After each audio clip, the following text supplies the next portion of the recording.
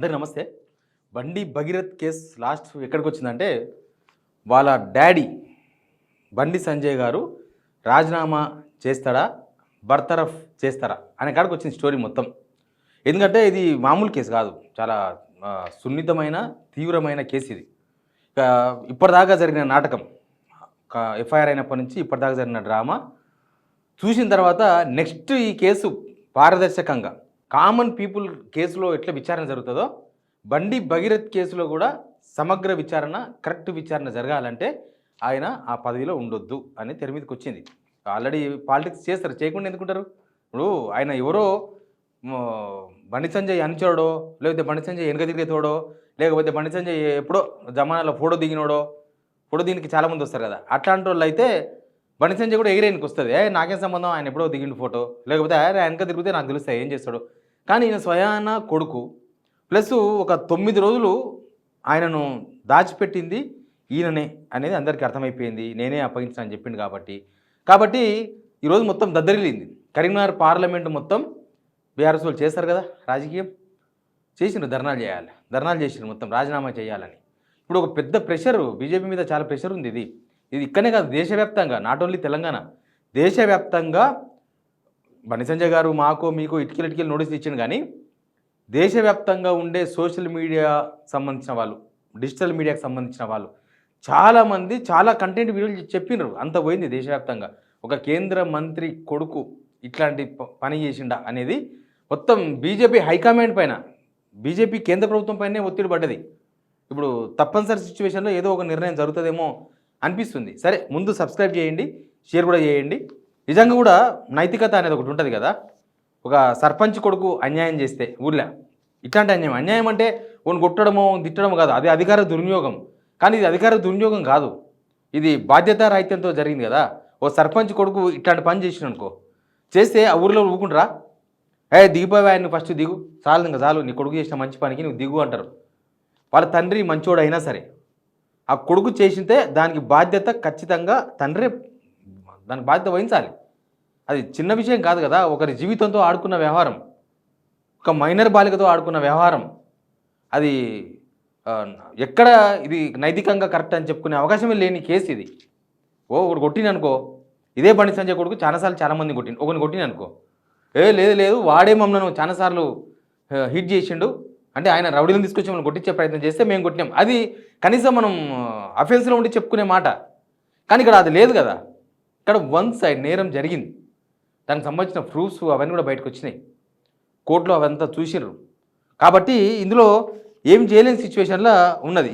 ఏంటంటే ఒకవేళ 9 రోజులు ఆయన అరెస్ట్ చేయకుండా ఉంచారు ఎఫ్ఐఆర్ అయిన తర్వాత. ఎందుకు ఉంచిర్రు? ఏం లేదు, వేరే రీజన్ ఏం లేదు. బండి భగీరథ్ ఏమి పైనకి వెళ్ళి దిగొచ్చినోడేం కాదు, స్వాతంత్ర సమరదుడేం కాదు. జస్ట్ వాళ్ళ ఫాదర్ కేంద్ర హోంమంత్రి, సహాయ శాఖ మంత్రి అని ఒకటి, రాష్ట్ర ప్రభుత్వం ఒకటి సహకరిస్తున్నదని 2, ఇవి తప్ప వేరే రీజన్స్ ఏం లేవు కదా, వేరే రీజన్సే కనపడతలేవు కదా. కాబట్టి ఇందులో ఇప్పటికీ అరెస్ట్ చేసే విషయంలోనే ఇంత పెద్ద కథ నడిపిన వీళ్ళు. ఈ కేసు దర్యాప్తు ఎట్లా జరుగుతుంది? దర్యాప్తు పారదర్శకంగా ఉండాలంటే, కరెక్ట్గా జరగాలి దర్యాప్తు అంటే, ఆయన ఆ పదవిలో ఉంటే ఇన్ఫ్లుయెన్స్ చేస్తాడు. అది ఇంకా ఇప్పటికే మొత్తం ఫోన్లో డేటా మొత్తం ఎగిరిపోయింది, ఫోన్లో డేటా అంతా డిలీట్ చేసిరంట ఆయన ఫోన్లో. ఇంకా ఏమేమైనా తెలియదు. ఈ 9 రోజులు ఏం జరిగిందనేది పోలీసు వాళ్ళు తెలుసాలి. ఫోన్లో ఉన్న డేటా అంతా డిలీట్ చేసినారు, ఖాళీ అయిపోయింది, ఫోన్ ఫార్మాట్ చేసినారు అనేది ఒకటి బయటకు వచ్చింది. ఇంకా ఏమేం చేసినారో తెలియదు. మరి ఇప్పుడే ఇట్లా ఉంటే రేపు దర్యాప్తు ఎట్లా ఉంటుంది? దర్యాప్తు కూడా అట్లా ఉంటుంది కదా. అందుకే ఇవి జరిగినాయి. బేషరతుగా రాజీనామా చేయి, విలువలు లేని బండి సంజయ్. ఈ కరీంనగర్ పార్లమెంట్ మొత్తమైన ధర్నాలు ఇవి. పార్లమెంట్ పరిధిలో ఉన్న మొత్తం కాన్స్టిట్యున్సీలో ధర్నాలు చేసిండ్రు. ఇది చాలు, అసలు ఇక్కడ దాకా కూడా రావద్దు. సేమ్ గుంజి ఎక్కడ తీసుకుపోతారో తెలుస్తలేదు. అసలు వాళ్ళ కొడుకును అప్పగించే విషయంలోనే బండి సంజయ్ తప్పుడు అడుగులు వేసిండు. మళ్ళీ ఇప్పుడు పదవిలో ఉండడం వల్ల దానివల్ల కూడా గుంజితే ఇంకా చాలా లోతుగా పోతుంది. జనాలు కూడా మాట్లాడుకునే మాటలే కదా, ఇది జనాలకు తెలియని మాట కథ కాదు. జనాలు ఈరోజు ఇది కూడా జరిగింది, అది కూడా వినండి ఒకసారి. కేసీఆర్ గారి మీద సవాల్ విసిరాలన్నా, కేటీఆర్ గారి మీద, కవిత గారి మీద, ఎవరి మీద, హరీష్ రావు గారి మీద, ఎవరి మీద సవాల్ విసిరాలన్నా, వాళ్ళని ఛాలెంజ్ చేయాలన్నప్పుడు వారు నిత్యం వాడే మాట, తడి బట్టలతో నేను చార్మినార్ భాగ్యలక్ష్మి అమ్మవారి దగ్గరకు వస్తాను, మీరు వస్తారా అని చెప్పి వారు ఛాలెంజ్ చేస్తూ ఉంటారు. ఈ రోజు మేము కూడా ఛాలెంజ్ చేస్తా ఉన్నాం. మీరు చెప్పినా చెప్పకపోయినా కేంద్ర సహాయ మంత్రి కాబట్టి ఇప్పటికి వారం రోజులు దాటేసుకుంటూ వచ్చినారు. భవిష్యత్తులో కూడా అట్లాంటి పరిస్థితి ఉంటుందేమో అని చెప్పి ప్రజల్లో ఇంకా కూడా అట్లాంటి కన్ఫ్యూజన్ ఉంది. కాబట్టి బండి సంజయ్ గారు మీకు మీరే బాధ్యత వహించి మీరు మీ పదవికి రాజీనామా చేస్తే దేశం మొత్తం, రాష్ట్రమే కాదు దేశం మొత్తం కూడా గర్విస్తుంది. ఇది పరిస్థితి. అంటే బండి సంజయ్ రాజీనామా కోసం ఒత్తిడి పెరుగుతుంది, డిమాండ్. సొంత పార్టీలో కూడా మాట్లాడవాలన్నారు, బయటికి మాట్లాడకపోవచ్చు. అయితే రామచంద్రరావు గారు మాట్లాడినారు, అది విన్న తర్వాత మనకు వచ్చే మాట్లాడాలనిపిస్తుంది. ఒకసారి వినండి అది కూడా. హక్కుల గురించి మాట్లాడుతాను, మైనార్ల గురించి మాట్లాడుతా ఉన్నాను. మీ ప్రభుత్వంలో చేసినటువంటి ఒకటి మీరు రిజైన్ చేశారా? కేసీఆర్ గారు రిజైన్ చేశారా? కేటీఆర్ గారు రిజైన్ చేశారా? ఎవరు చేశారని నేను అడుగుతాను నేను. అంతేకాదు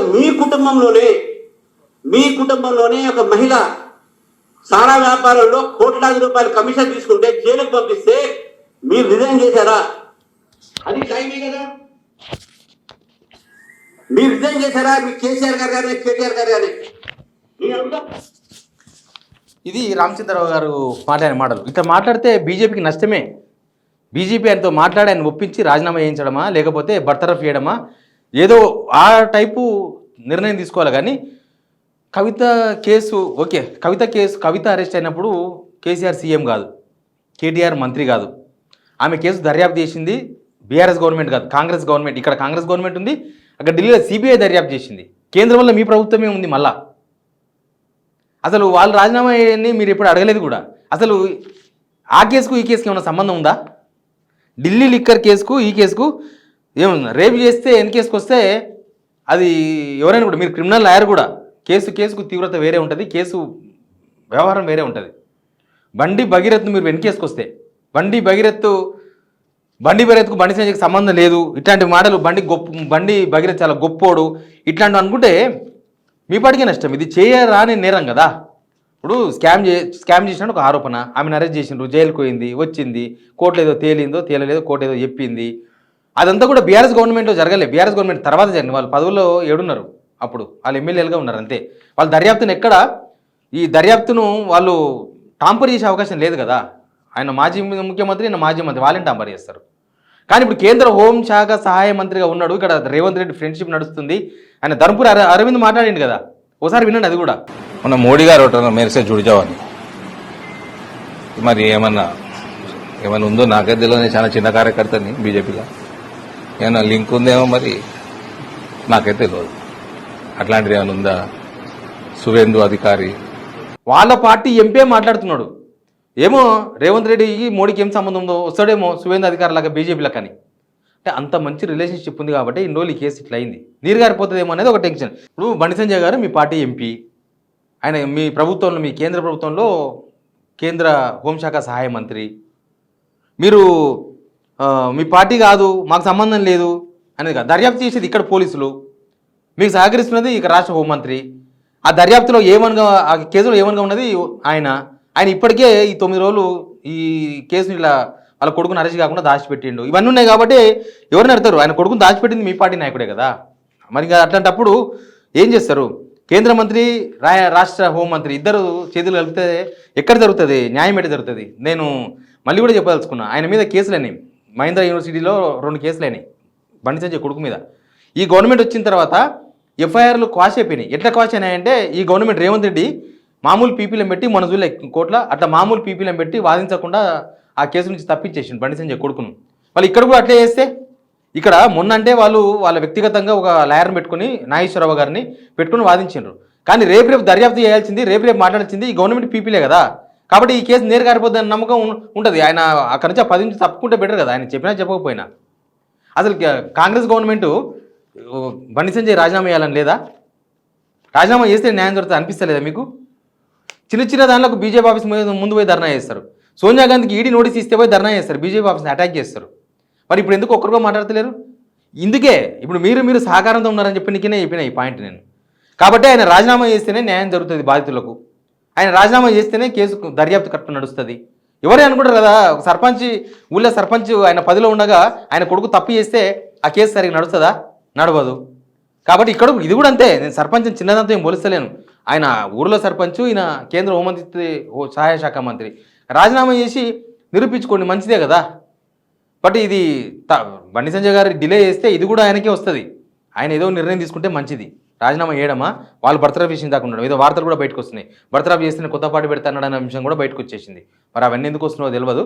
బట్ ఇది నైతికత మీద నైతికత పోయింది, బండి సంజయ్ గారికి నైతికత పోయింది. అది ఆల్రెడీ 9 రోజులు దాపెట్టుకున్నప్పుడే పోయింది. ఇంకా ఇప్పుడు పోతే నైతికతనే కాదు, మిగతావి కూడా పోతాయి అన్నీ. Please subscribe.